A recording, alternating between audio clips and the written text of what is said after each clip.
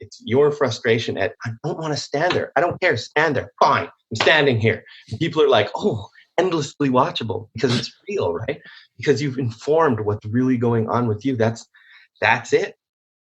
If I were to say what true creativity is, it comes from the contrast, the conflict of things that come from a real place. The ownership of that is what anybody wants to watch. This is Way of the Artist with Brandon Colby Cook and Evan Schulte. Identifying your blocks and demystifying your struggles so that you can claim your own path and make your life a work of art.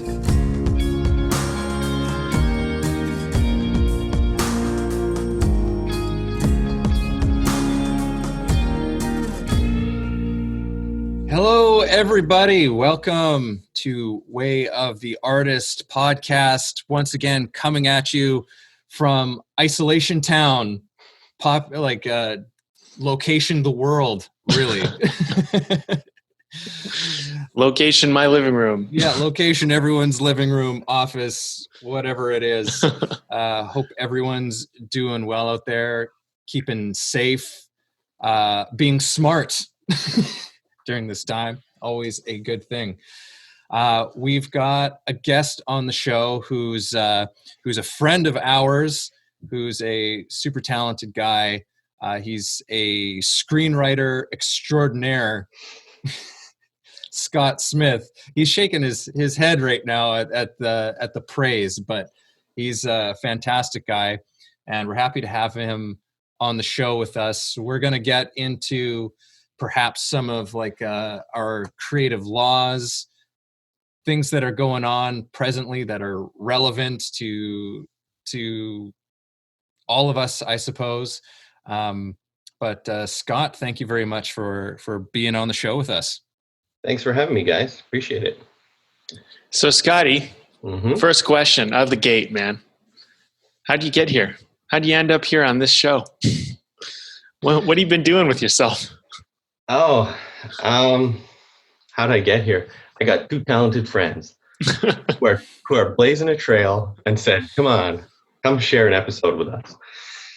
No, I've just been finding my way, going from somebody who didn't really know much about screenplays to somebody who's working to find their own voice, and write what excites them and not be critical of it. Mm. Man, that was a loaded comment. But let's carry on. Well, Cyril, you did a podcast, and we were back in the B&E podcast back in the early days. Evan and I were just having conversations really as artists, trying to figure out, how to balance artistry and industry. And you did an interview back then when we were talking about that kind of stuff. And now we're talking more about, kind of more about the artist process and how everybody finds their own way and their journey. And something that I don't think we really got a chance to ask you on the last show was, how did you find your way to screenwriting?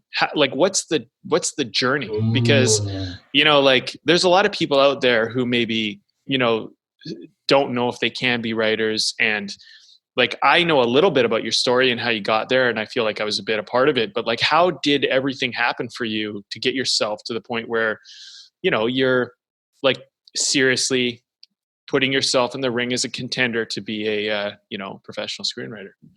Good question. So, I always knew that I wanted to do something creative in my life, always. And it was just a lot of trial and error. I tried acting for a lot of years, and I tried, I bought drums, I bought bass, I bought guitar, I drew, I did a lot of things, and you just kind of wait and see what lands with you. But it was screenwriting that I landed on, and with each one of these things, I would do it for a while, and then you just kind of check in with yourself. And there was always a point where it was kind of I don't think this is for me, but it never happened with screenwriting. I've always loved movies. I've always loved story. I see things very visually, which I'm very lucky to have that. And the idea of like being an actor was, I don't want to be in front of the camera a ton. I don't mind acting a little bit here and there. Here's the thing. It's not to say that I couldn't have done any of those other things. I probably could have done any one of them, but the one that really landed was screenwriting, and it just kind of hasn't ever gone away. And so I thought, okay, well, why don't I try and write a screenplay? And when I completed it, it was like, yeah, that was awesome. It was really difficult, but I felt a real sense of fulfillment that I never felt at the end of doing any one of those other activities. So I just kind of kept at it, and it just feels natural, you know? Right. So when you were kind of going on this journey, you were exploring a lot of different things. Like you're exploring some music, picking up instruments, you're doing acting.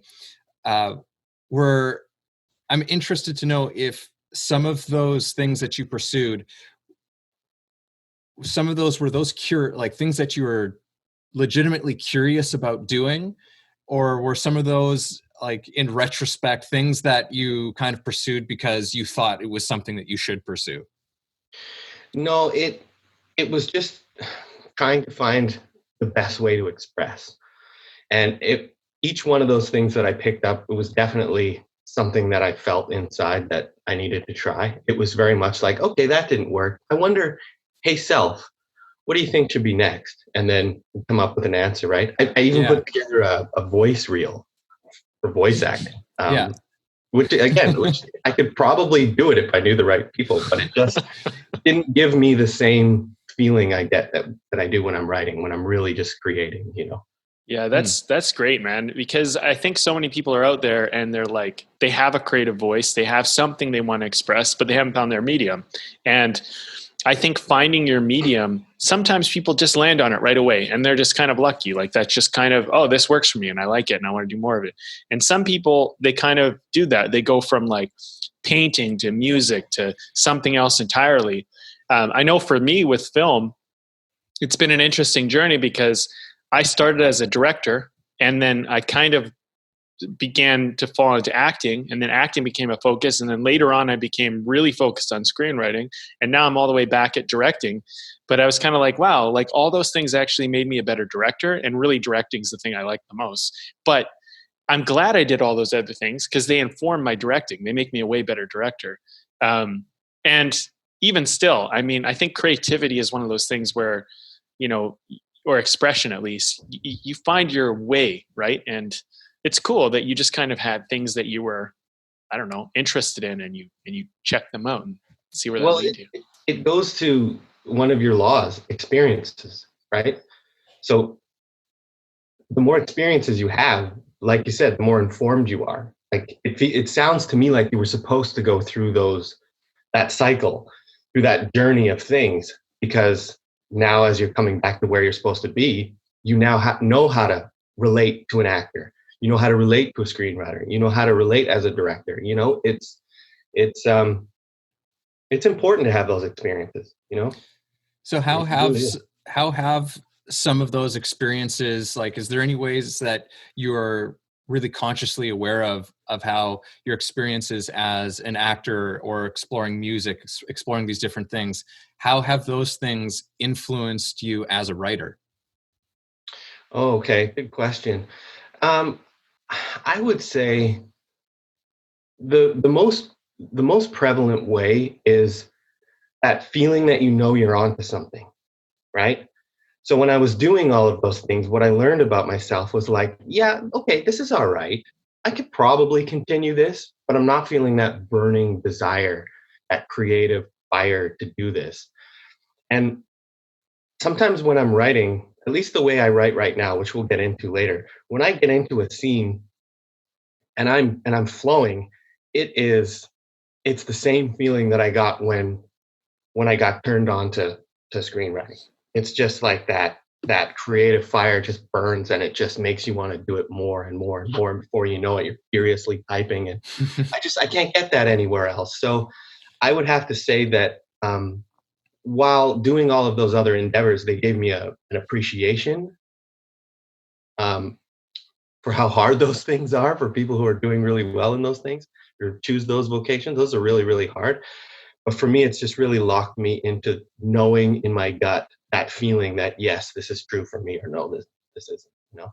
Yeah, I think you raise a good point. If you try out a bunch of things and you find out some things are not really your expression, then when you actually find something that's your expression, it makes more sense because you know what isn't. So, and they say that's common in a lot of things. Like when you know what doesn't work or you know what it isn't, you're more likely to find what is, right? And you often don't know what your passion is, as much as you know what it isn't. And through knowing what it isn't, then you find out what it is. Absolutely. And then it gives you a gauge. It gives you the feeling in your gut. Because I think it's important that everybody follows their gut. And you may not know, am I right? You're taking a chance. It's a leap of faith, right? But you hang out with yourself enough, you learn to know, like, yes, I can trust this feeling. This is a true feeling, So it gave me a gauge with which to. And so now when I'm writing, it's just like, you know what? I'm not feeling this. Why am I writing this? I need to find my own way into this. So it's helped me really write things that excite me instead of just writing something that I let's get into that a little bit, because I've done a lot of screenwriting myself. How has your writing evolved since we last talked to you? Because I know you've gone through a lot of changes as a writer, the way you initially wrote versus how you write now. So what's evolved over this last, couple of years, really, 2 or 3 years, probably? Finding my voice, not just what excites me, but the way I write, the words I use, the diction choices that I make. I've also learned that I'm much more of a structured writer than an intuitive writer, right? So I feel like, it sounds formulaic, but it feels like I could come up with a really good story based on a couple of different outlines that I use to mix together. And it makes me want, if I'm excited at the end of that, it makes me want to write it. But what I really know is that I don't know if I know how to write strong enough characters. I need to write characters that lead, that make authentic choices, and I'm not just shoehorning them into a plot, right? So that's something that I'm going to be working on moving forward. But right now, it's just finding my voice, finding that feeling in my gut that goes, yeah, something here needs to be told. I need to write this. Before, when I was on your last podcast, it was very much like, well, I just got to write. I think this would be cool. I think that would be cool. I think people would really respond to this. And I've just learned that I have to write for myself, write something that I want to see. And if I want to see it, then chances are that will come across in the writing. And if that lands with people, great. And if it doesn't, well, hey, it's all an experiment, right? Wow, that's that, man, there's so much in everything that you just said. There's so much in everything that's been said over the last little bit. I love everything that you're saying about, we talk a lot about following curiosity around here, and how following curiosity is oftentimes an irrational thing, but it will always lead you to whatever's next, and whatever's next after that, and whatever's next after that. But it's interesting because you've said numerous times already in this conversation, feeling. You've talked a lot about the feeling, but you still think of yourself as a very structural type of writer. But to me, it seems like you are actually a very intuitive kind of writer, because you're working from an emotional space. So how do you, where do you find a balance between that feeling space and then this structural tool element that you feel you need to work with? Well, I think there's a couple of different kinds of feelings, right? So there's the feeling that you're onto something, and then there's writing from a place of feeling, right? So when I structure, I've done a lot of research on structure. I've read a lot of books. I've listened to a lot of talks. I've tried out a lot of things, and I felt like I had, tell me if you felt this before. I felt like, I've got it. This is it. This is my structure. I can play within this structure, and I can create anything that's completely nuanced, but it's within this kind of structure. And then it was like, I have no idea what the characters would do. And so it's about, I need to learn how to turn off the structure side of the brain. I need to learn to turn off that part of the brain that goes, "Ooh, this would be cool. Well, how can I do this in an unexpected way?" And what I need to do is I need to write like a 10-year-old kid who doesn't care what anyone thinks and just discover these characters. So the second kind of feeling is writing from a place where you're completely writing for you. You do not care. Like if you're writing something and you're like, I don't care if this sucks. I don't even care if this is boring. I don't care if this is redundant. It doesn't matter. This is my way into discovering who these characters are. And I get the feeling, here we go with feeling. I get the feeling that at some point it's just going to click. Because I don't feel like I've got there yet, but it's going to click when a character starts to tell me what they're going to do. And then it's trying to find the right way to align those things. So one of the ways that I look at it is when you're on and you're writing and it's a great writing day, it's like the story needs to go here and you really want to write here and your characters want to go this way.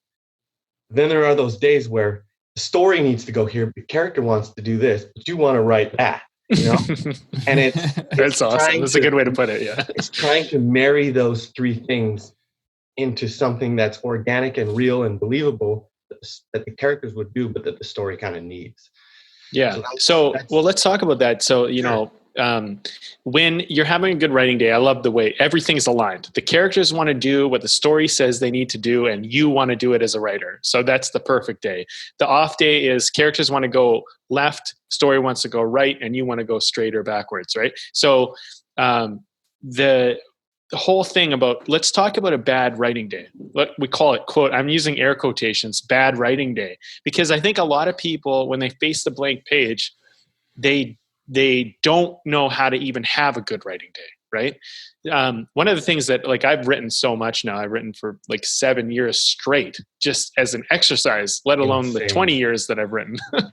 But like, I got this point where you can't stop me from writing. Like, there's nothing in the world that could stop me. Like, you could give me a stone and a rock, I'll still write a story. You know, like, I trained myself to do that. What I'm curious about is your process on a bad writing day.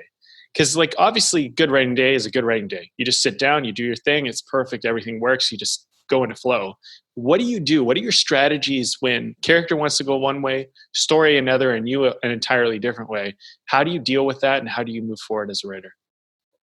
Well, good question, Bob. If I'm actually in the act of writing a screenplay, I just keep writing. I just don't judge it, and I just keep writing, because I've trained myself to believe that any day spent writing is a good writing day, especially on those days where everything's all over the place and you get something done. You may not believe in it, you may not like it, but you got something done and you pushed through. And that's something that a lot of people just won't do. But if I'm still in the conceptual stage and I'm still developing the story and the plot and the characters, then often what I'll do is I'll ask myself, which of those three is really not in alignment today? And then I'll dive into that one in hopes that I get some kind of understanding, right? So if I need this and I feel like writing this, but I'm just like, that just doesn't feel right for the character, it just doesn't feel right, I'll do some more character work. So I'll write there's this great book that I write from sometimes. It's called The 90-Day Screenplay, and it's by a guy named Alan Watt. And he has a number of questions, but what he has you do is write in a journal form from one of your characters. So he would throw you a question like, what's your happiest childhood memory or something? And it might be for your protagonist and your antagonist. And I just find that by diving into something like that you get a better exploration. So when I'm doing that, I wrote for this antagonist one time, and the antagonist in my last screenplay. And I wrote the protagonist stuff. I got into his headspace, and then I switched. And when I was done, I was like, God, that guy's horrible. Like, he's horrible. Like, he's an evil, evil dude. And it felt creepy that I could, like, it was really bad, vile stuff that this guy was thinking. And it was weird that I could come up with that because it really came out of me. And it was like, really? I think that stuff's like, I don't agree with any of that, but it was authentic for the character. Yeah. And that's a win. So Yeah. you try and take something like that and you inform it and you go, okay, where does that fit within what I'm writing? And you just kind of try and marry them, you know? Sometimes it works, sometimes it doesn't, but at least you did some work and hopefully. Well, there's the law of relationship right there. Yeah. Finding a relationship between two things and seeing if there is something more than just the two things of themselves. Mm-hmm. And sometimes there's like you, Scott, some of what you're saying, like, it's like, you know, there's these surprises that come out of these processes sometimes, and it's hard to necessarily understand where exactly it's coming from. What you're saying, it reminds me of at the end of last year, I was doing this play, and I remember during rehearsals, the director was asking me to do a certain thing. Like, he was blocking me a certain way. He's like, no, I want you to, like, come over here and stand here, and I want you to, you know, I want you to interact with a person like this. And I had a conversation with him. I was just like, I'm like, honestly, like, this just feels like, because what's going on for me internally during this, it feels completely wrong. And he said, well, then play it that way, but do what I asked you to do. And I thought it was so interesting, because he was like, you can play against the way that I've directed you. But he's like, but there was, it was something I'd never considered before. It was like, because it was like you're saying, it's like these things felt like they were going in different directions. It's like, well, like, for me, it's truthful for me to go this way, but for the director, it was like, this needs to be this way. And then it created an interesting tension in that particular moment, because it's just like, no, I can actually still play it the way that I'm playing it, but it just gives it an interesting flavor because it has to take this direction as well. That's awesome. That reminds me a lot of, like, I don't mean to cut you off, Scott, but it reminds me a lot of indie filmmaking. Like, there's these times where you just lose the location. Happened to me on so many films I've made. And it's just the part of dealing with the low budget, you know, and you just have to work with it. But it's interesting because you get thrown into a location, or you get thrown into something that seems less ideal. And then all of a sudden, because of that, it created something you didn't expect. And often that's the most interesting thing. So one of the things I love about indie film and that low budget filmmaking is that just the profound things that can kind of come out of not getting what you want, because you just have to deal with it. And because you're dealing with it, something unique that you could not have planned for and is not in your mind to even think to do kind of comes out of that. I find that to be such a great element of art. And we don't always talk about that as artists, but, you know, if you look back at a lot of great films, and I'm sure a lot of other great things in art, you'll probably find that a lot of artists didn't get what they want, but they made the most of it. And that's actually where their genius kind of arose. Yeah. It's where their voice comes from, their individuality, right? Like, Evan, when you were talking about that, it reminded me of, I've studied a lot on Alfred Hitchcock, and Alfred Hitchcock just saw his actors as cattle, right? I mean, people don't realize, but he started in silent films. I mean, he directed Britain's first talkie. You know, I mean, this guy's been doing it forever, and he had run-ins with actors who were like, well, I'm a method actor, I'm supposed to do it this way. He's like, you're not acting, you're being difficult.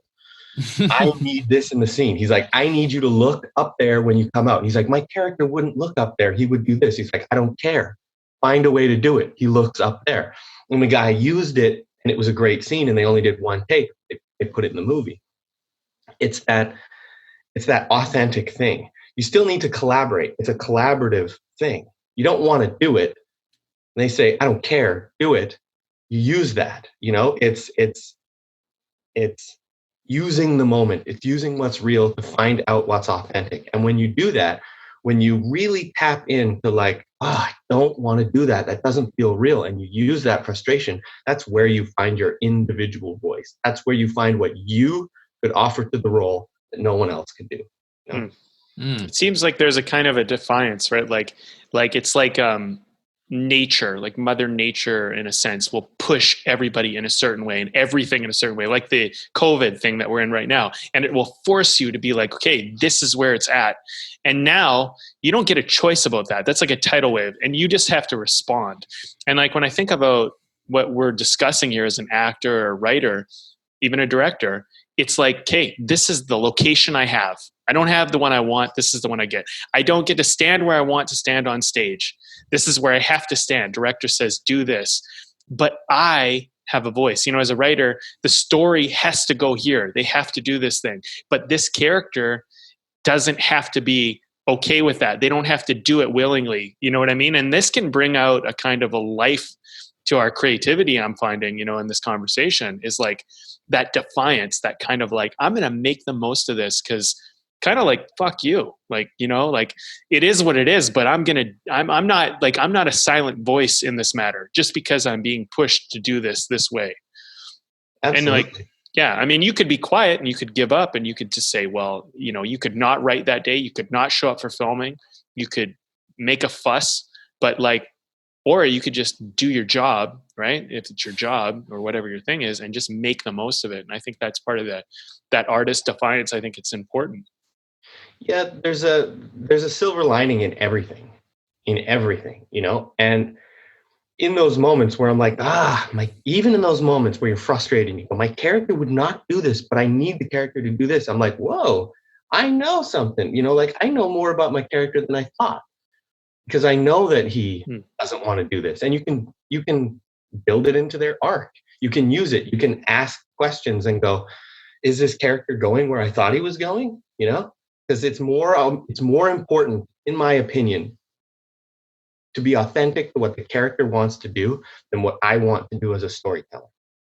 And so if I can tell a more enriching story by what the characters need than what I feel I need to hit the audience in the head with the theme or whatever point I'm trying to make, then I think that's more important. And that's why I think the best art comes from someone who makes a silver lining from, you know, Django Unchained.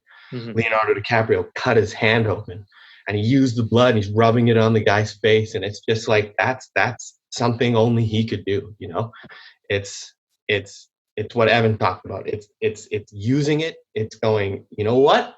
You get this then, buddy. You want me to stand in this way? Well, you're going to get this. And I bet you anybody in the audience is like, what am I watching here? Like, this feels really authentic, you know? So it's about finding the silver lining, I think. Yeah. I mean, there's these interesting explorations that happen when in the creative process, things that you're sometimes forced to explore on a level that you weren't expecting to have to do.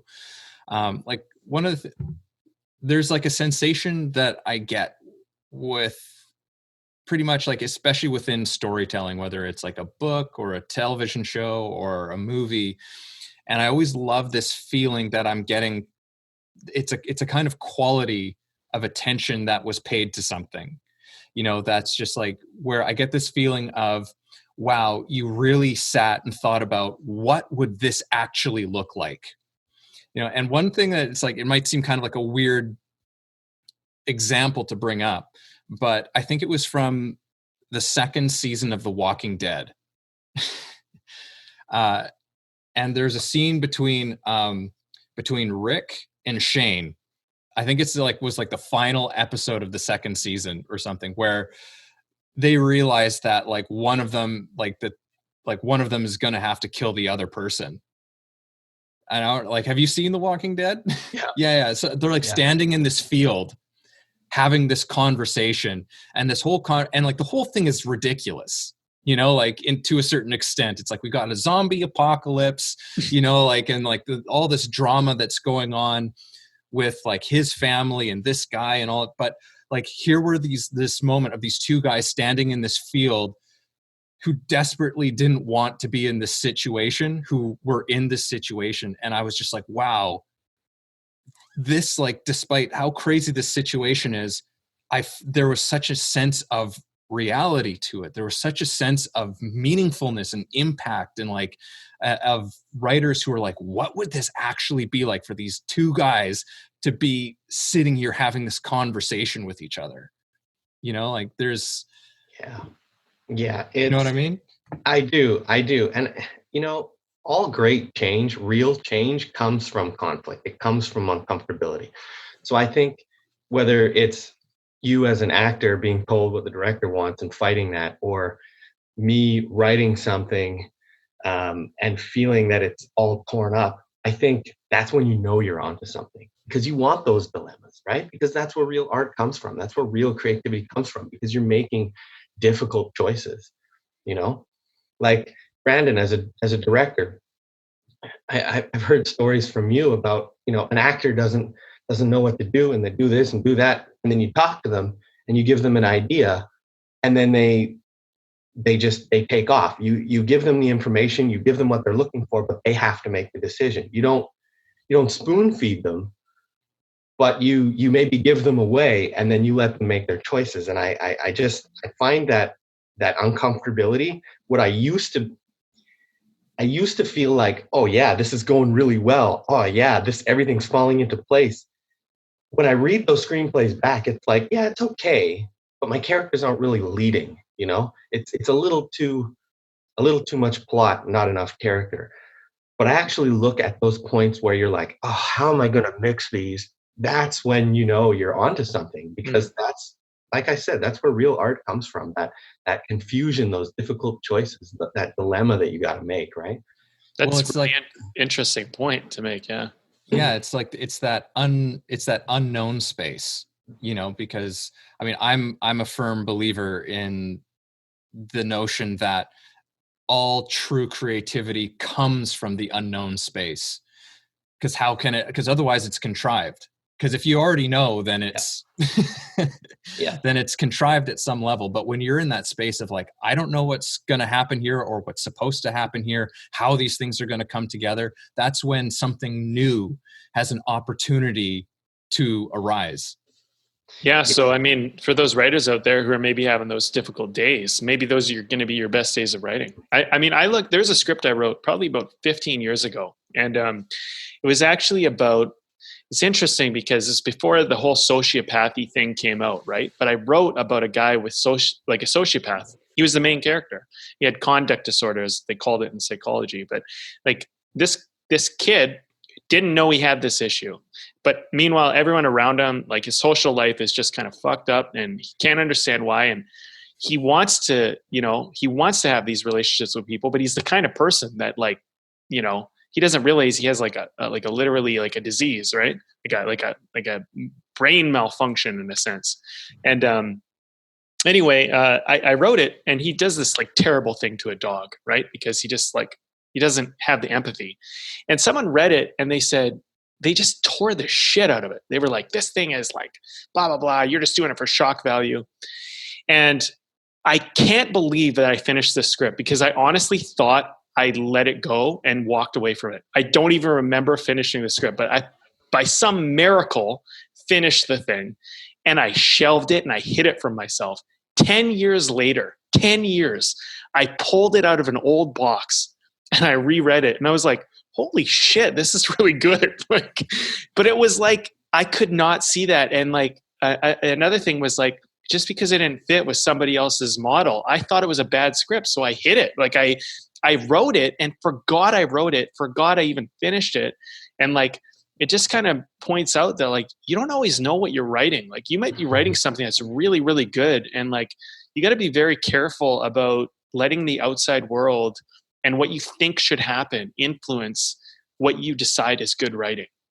That's a really great point, because if you think about it, if you're too worried about what the outside world is saying or thinking, chances are we've seen it before. It's the really thought-provoking stuff that is, like I said, is where the best art is made from. Now, two of your guys' laws, experiences and relationships, right? So you took someone's opinion on board and you finished it, which is good. You got to finish it. Even if you don't like it, I'm a firm believer that you got to finish it, because you just don't know. You don't know what it's going to be. You don't know. It might be the best thing you've ever written and you have no idea. You just let somebody influence you. But enough time goes by and you have enough experiences, right? You come back and you read it with fresh eyes, with life experience, and you have a new relationship to it, right? So experiences in relationship doesn't mean that it's what you're writing is bad. It just means that right now, maybe you're not ready to see what it really is. Or maybe it's just, maybe society's not ready for it, you know? But I think that by asking the questions, by getting to that place where you're uncomfortable, where you're making hard dilemmas, you're making choices, that's where the real value comes from, because it's chances are we haven't seen it before. You know, there's a part of you that's wrestling with it. And maybe society's not ready for that. Maybe you do have to shelve it. Maybe you bring it out later and you go, wow, like way ahead of its time. You know, maybe it's more relevant at this point. But yeah, you wanna take people's like opinions at face value. But ultimately, it's you that's writing it. It's you that's the actor. It's you that's directing it. It has to come from the inside out. It can't come from the outside in. If it comes from the outside in, you lose your voice. And what's the point of writing it or acting in it or directing it? You know what I mean? I agree with that. Yeah. Scott, you've mentioned another word you've used a lot in this conversation is, or term that you've been saying has been about voice and finding my voice, finding your voice. Just like describe that process about how you've been getting closer and closer to discovering that and hearing what your voice actually is, because that can be a tricky thing to navigate for an artist, especially in early stages. Is like, well, what is my voice? How do I know that this is my voice? And you know, like it's a bit of a quagmire, so to speak. Yeah, I mean, there's no real way to know that you found your voice until you kind of find it. You know, it's like, if I could use an analogy, it's like being in a relationship, being in a few relationships with someone. And they're like, how did you know when this person was the one? You're like, you just know when you know, you know when you get there. You don't know what you're looking for, but you know when you find it. I don't think I've really found it yet. I found some elements of it, but it's about the journey. I mean, I had this idea for the screenplay that I really wanted to write, because there's this poignant climax. I think it's a really good story. It's got themes of masculinity, and what it means to be a man, and a modern man, and being yourself versus society deeming you a toxic man. And I really thought that I was going to write this thing. And I mentioned it to Brandon one day, and he just said, yeah, but why would I want to see that? And it shook me a little bit. And and it's great to get that outside feedback, because if I would have just resisted that and went, no, I mean, I'm not going to hear that, because that's difficult to hear, I don't think I would have found the project that I'm going to be writing next. But, you know, he said, what you need to do is you need to write something that you really, really care about. And so I went back to the drawing board, and I thought, and I wrote stuff out, and I jotted down ideas, and I started thinking about what does it mean to find my voice? What does it look like on the page? What does it look like in my mind?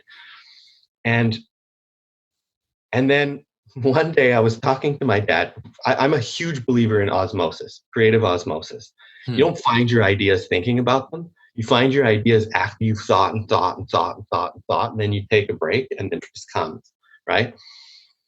And that's not genius. That's not like a moment of inspiration. That's doing the work and then being comfortable enough to let it go and being open at all times. But I got on the phone with my dad, and I was telling him about this new way that I had put together, that I was speaking about earlier, about how to structure this thing. And I was like, well, here, Dad, let's just, off the top of my head. And I relayed this story.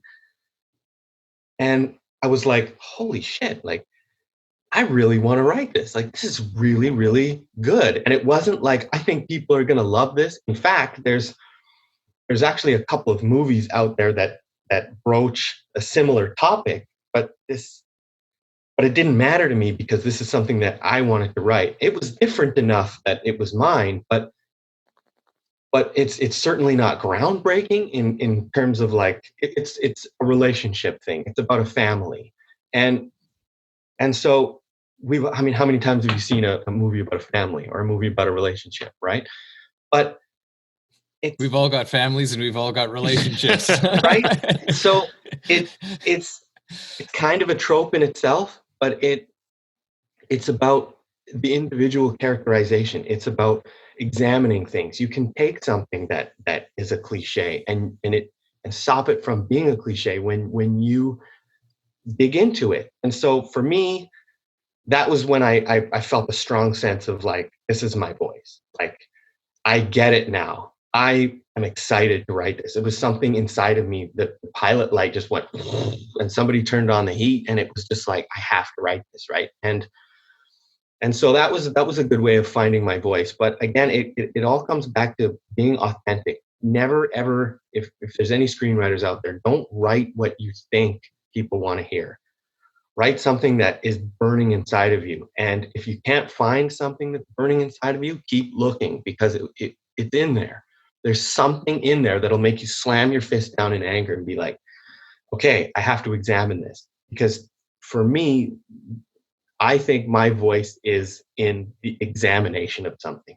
I can take something generic and examine it and go in there and make it, find the characterizations, find the truth in there. And I think cliches come from a broad spectrum of things, but as we get more and more and more from the macro into the micro, I think that's when you find your nuance. That's where your voice lies, for me anyway. Yeah, I think that's important. I mean, I've been hired to write scripts and I've gone through that process of writing what somebody wants to happen or what needs to happen, these certain events. And I mean, Evan and you actually as well, you guys were there through one of the more challenging versions of the project. And for me to find my voice in that one, it took a lot of work. It was very difficult. And ultimately at the end, when I actually did find something that actually started to work, that started to make it into something like interesting and captivating, what I found was that it went in a way that I never really would have expected. And I needed to call on my own experiences to bring something into it that was unique. And I found that it's kind of like what you're talking about a bit, Evan, where it's like the director wants me to stand here and this isn't good for me to stand here. Like that's not what I want to do. I want to go here, or this is boring. You know what I mean? Or whatever it is like. And it's like, okay, but if I have to do that, does it have to be boring? And if it's not going to be boring because that's not the standard I want to write at, what in me makes this come to life, right? And Scott, I think what you're kind of reminding me of is how it's kind of at the end of the day that the highest priority, the most important thing is your own voice. And then whatever you do, wherever you're forced to show up or whatever's forced happening around you, you continue to show up with that voice, with that idea of, Yes, I completely agree. And I'm glad you said this because it allows me to circle back to something that I wanted to say earlier. And that was, Evan, when you were talking about The Walking Dead and that scene, you have no idea what those actors brought personally, right? So when I'm, excuse me, when I'm confused and I'm having one of those off days that I need to turn into a good day, and story needs this, I want to write this, character wants to do this, you imbue that frustration into the screenplay. You imbue that frustration into the character. It's your frustration at, I don't want to stand there. I don't care. Stand there. Fine. I'm standing here. And people are like, oh, endlessly watchable because it's real, right? Because you've informed what's really going on with you. That's it. If I were to say what true creativity is, it comes from the contrast, the conflict of things that come from a real place. The ownership of that is what anybody wants to watch, what they want to read, what they want to see. It's how many great writers do you think wrote a novel that just didn't feel like writing that day and just used that? And I mean, it's everything. It's everything in creativity. If you don't bring that honesty, it's paint by numbers, man. Mm-hmm. Yeah, it reminds me of something. I did this this course by this guy named Rob Bell. He put together this course on just communication, and before he taught any sort of nuts and bolts about communication, he just says let's first address sort of what it is to be a communicator. And one of the first things that he says in this course is just you are the medium. It's everything that you communicate is coming through you. So if you just had an argument with somebody before you've stepped out, that's all inside of you. And he's you don't necessarily have to try and stop it or prevent it. But you do need to be aware of it, because that is going to color everything that's being communicated.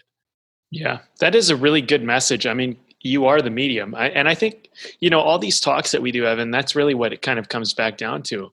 And it's refreshing, we've done a lot of chats, you and I, getting our focus topics done and really clarifying what we're trying to share and put out there in the world. But it's refreshing to get another artist on the talk, because it is a reminder. It's the artist is the medium, whatever is happening, whatever their expression is. For Scott, it happens to be screenwriting, but it's even if he ended up being a painter, it didn't really matter because he's the medium. And it's so interesting to kind of have an interview with an artist and kind of be reminded of that. And I'm sure as the more interviews we do, we're going to be reminded of that more, but this has been great that way. I just want to share the beer I'm having, because I don't know if I'm the only one. You are the only one having beer, but I'm glad having a Sunday brew. I'm glad you're keeping the tradition trucking along here. Yeah, I'm just going to mention it just because it's tradition. We might have had this before, but it's called the WOTA, and it's a gooseberry. It's kind of like a light sour. I was really on the fence of getting it, but it's by Four Winds Brewing Co. Yeah, it's actually really delicious. I like it. They did a really good job. So anyway, that's what I'm drinking today, and figured I'd mention that just to keep the craft brew going. It's not an ad or anything. We just like craft brew. It spurs on conversation, and it's the tradition of how this show started. So there you go. So there it is. True to the roots. So Scotty, we have some questions to ask you. We have questions that we want to ask everybody, and we're going to want to start to build a consensus of just unique ideas. And I'm sure many things will come out, but you're one of the first, or you are the first actually, that we're going to ask these questions to. So you kind of answered one of them already, but we'll review it. Sure. It was exciting that it actually went that way. So we were pretty happy about that. I saw Evan smirk. I know I did. So let's do these questions, my man. What's the most important book you have ever read? That's a really good question. Thank you. Probably this one. It's called Screenplay Writing the Picture. And it's important because it's written by Robin Russin and William Missouri Downs, and they are screenwriting faculty at UCLA. And it's important for two reasons. One, because it has everything you need, from the blank page, no idea, to a completely marketed screenplay story idea. And I think that's very important. But it's more important because I realized that you can have all the technical answers in the world and still be completely lost. So it was important for me to realize how important the me is in what I'm creating, not just having the technical ability to do it. You know, Cool. So the book, storyteller. Yeah. the book helped you see that. Mm-hmm. Cool. Great. All right. Next question. What film has had the greatest impact on you? Two films. The one that had the biggest emotional response in me was growing up was Forrest Gump. It hit me. It ripped open something within me, and I cried for like a day and a half after I watched that. I don't know what it was, but it ripped the Band-Aid open, and I just couldn't stop. It reached me so profoundly. And the other is probably my favorite movie of all time, and that's the director's cut of Kingdom of Heaven. Kingdom of Heaven, just it's beautiful. It's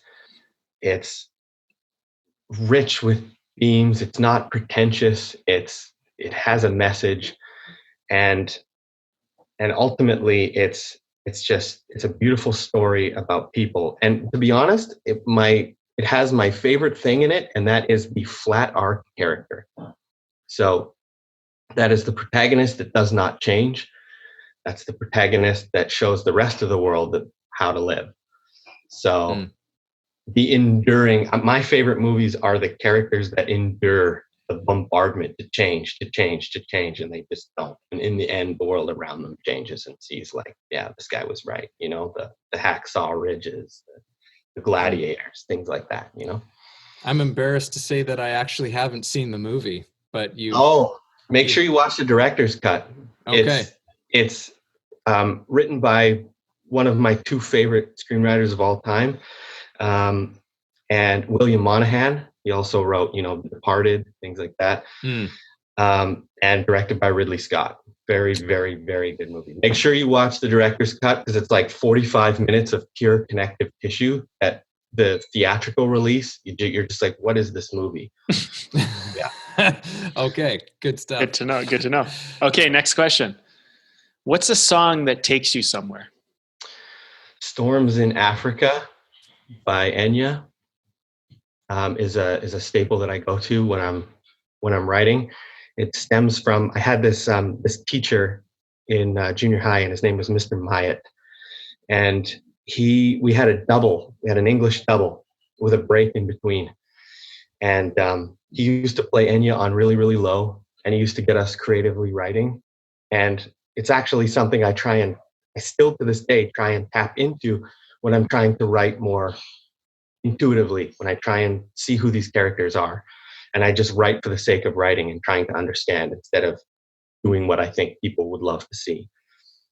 And there comes a point where, you know, you look up and both classes are done and the break in between was done and you didn't stop, and you realize that everybody had gone on break and you just didn't stop. So Storms in Africa, I really love my Enya, and I like my Bon Iver, Holocene, you know. Oh yeah. Those bring me to a place where I feel like I can write from the inside out. So it's tapping into that spot. And then if I need to change my music to write something more aggressively, I'll listen to that. But I have to start from one of those places. You know? Terrific. Cool, man. All right. So this is one of the questions that we kind of already talked about, but let's look at it again. Sure. Where do you think creativity comes from? Yeah, I think it comes from the willingness to put ego aside and be real in the moment. I think it comes from conflict. I think it comes from making sense out of chaos. You know, I think when things are too perfect and too happy, that it's bullshit. And so, yeah, when you get to that point where you have no idea, you know, there's sometimes I've watched some shows. There's a show called Firefly years ago that I used to watch. And there's one point in every episode where you're like, how are they going to get out of this one? You know, and they always seem to find a way out. And I think as an artist, that's something you want to strive for, is how the hell am I going to figure this one out? And I think that's when you know you're onto something. And it goes back to always use what's within you, you know? Awesome. You know, Yeah. I had my favorite acting teacher I ever had. When he was teaching us about how, like, the kind of place you want to put yourself as an actor when you're performing. He had this one expression. He was just like, it's like you've painted yourself in a corner. He's like, that's Yeah. what you want to do. You want to paint yourself in a corner, and he's like, and now you've got to find your way out somehow. Yeah. Yeah, it's the difficult choices. It's like failure is more important than success. You don't learn anything by succeeding.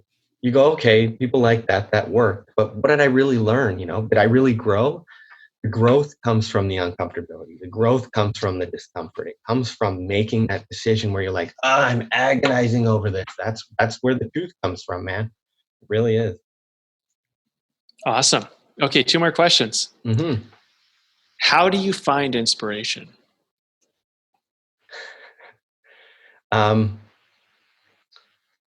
I manufacture it. So there's a lot of times when you don't want to write. To be honest, I've never really felt the like, oh my God, the blank page. Oh, it's so scary.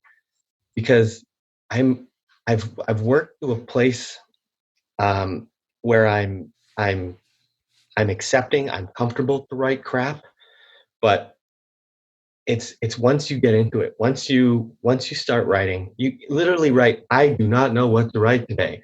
Start from there if that's what it has to be. But once you're into it, there comes a point where the flow hits, and that's where the muse is. So it's not that the muse isn't there. It's not that the inspiration isn't there. It's about your willingness to work until you find it. But you have to believe that it's there. You have to be open to it. You can't be like, well, it's supposed to be this today. No. It has to just, you'll know it when you feel it. You'll know it when you feel it. But you have to be willing to sit down, start, and see where the journey takes you. And I guarantee you, every time I write, there was a time I was writing my last screenplay. I'll tell you a little story quickly. But I had to write this big climax, and Brandon read some of it.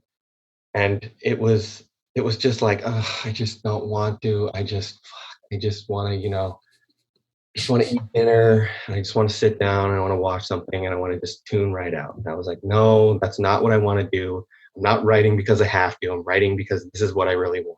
All right. And I started slogging away. And then, within 15 minutes, my wife was like, hey, dinner's almost ready. And I was like, what? Because I was so into what I was writing, and the same thing happened. We ate dinner and then it was time to come back to it. And it was just like, I'm so emotionally drained. I don't want to go back there. But within 15 minutes, it was like, I got to finish this. I stayed up till 11:30 finishing it, but it comes by doing. Inspiration's not an accident. Awesome. Nice. All right, last question. I like that. Inspiration is not an accident. That's quotable, my friend. That is quotable. Yeah, that is very quotable. Nice one. You don't always get a quote, All right, last question. What is one thing you would tell your childhood self? Oh, I tell him a lot of things. Just but if I had to choose just one, all right, it's a two-parter. I would say you're enough and don't quit. Just stick with it. Your voice is enough, but just stick with it. There's a lot of messages I could give, but those are the two right at the heart of it. Because I don't think many people really feel they're enough. And I think some of the best art in the world comes from the wrestling with that idea that maybe I'm not enough. But it's those that stick with it that end up getting where they want to go. And that's what I would say. Nice, man. That's beautiful. Well, okay. Well, let's wrap up some final thoughts. I don't know if there's any final thought, Scott, that you want to share or anything, about the talk that we had today. Is there any last notes? Yeah. So I'm signed up for an 8-week course, Hollywood movies and TV writing. It's a it's an 8-week course. It starts in early June and it ends at the end of July. It's by Corey Mandel. And I am excited about it. I'm going to be doing this course in the hopes of trying to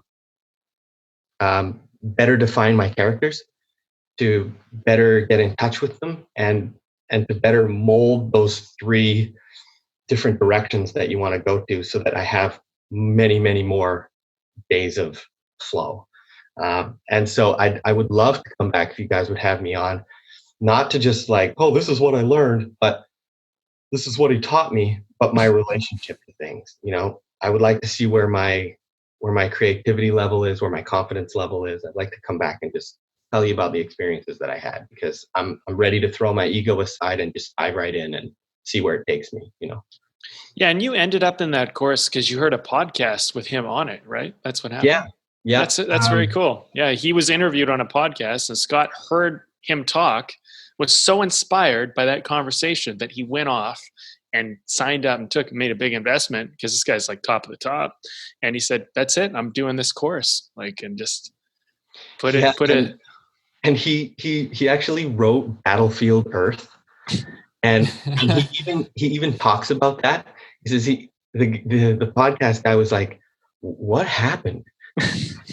You're a good writer. What happened?" And he said, "What I handed in is not what was made, but sometimes that's just part of the creative process. You just got to let something go, and it is what it is." So, yeah, it's about that voice, right? I watched, or I read it, or I listened to it.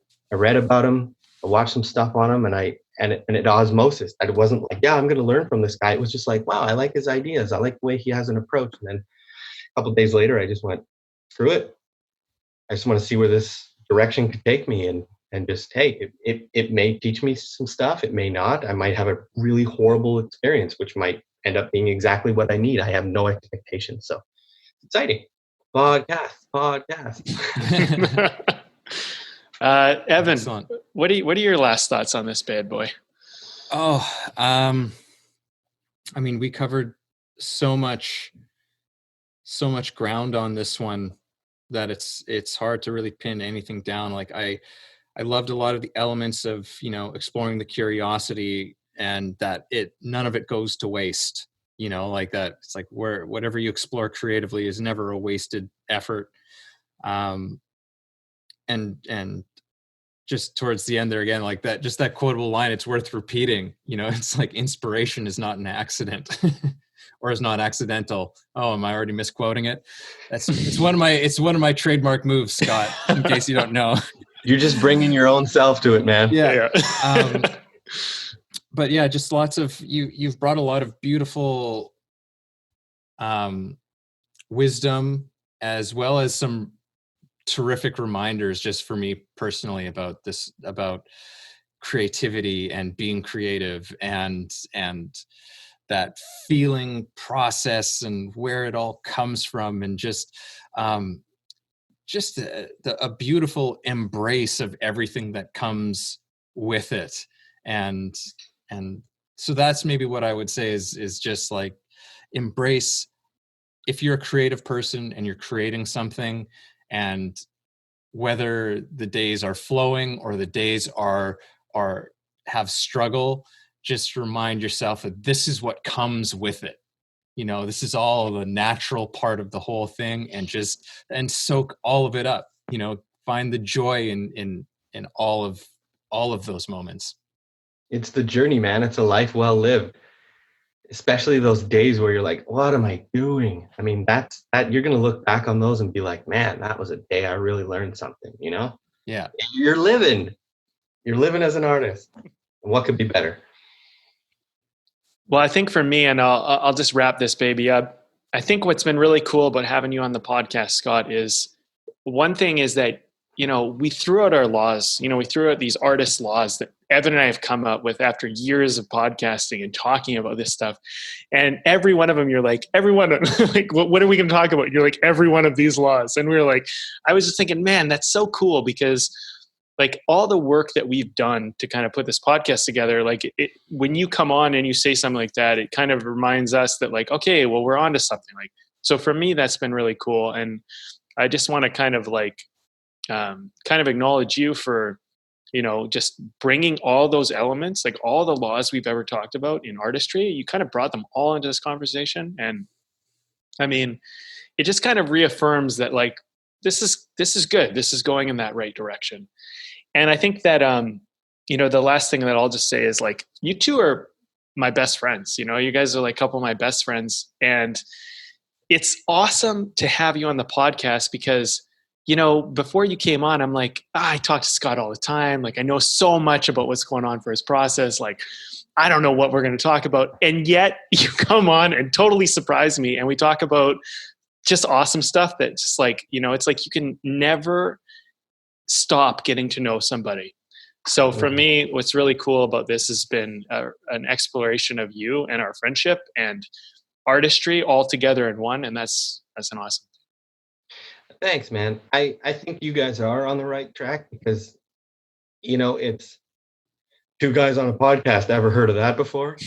But it's about how deep you go. It's about how open you guys are. It's about putting your ego to the side. You guys are genuinely curious about what people have to say, about what you can impart, about what can be learned. And I really love you guys' openness and your curiosity and the way you just put ego to the side. I really think what you guys are doing is a very important currency as well. So keep at it, guys.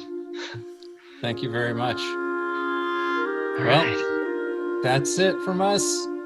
Thanks for tuning in, everyone.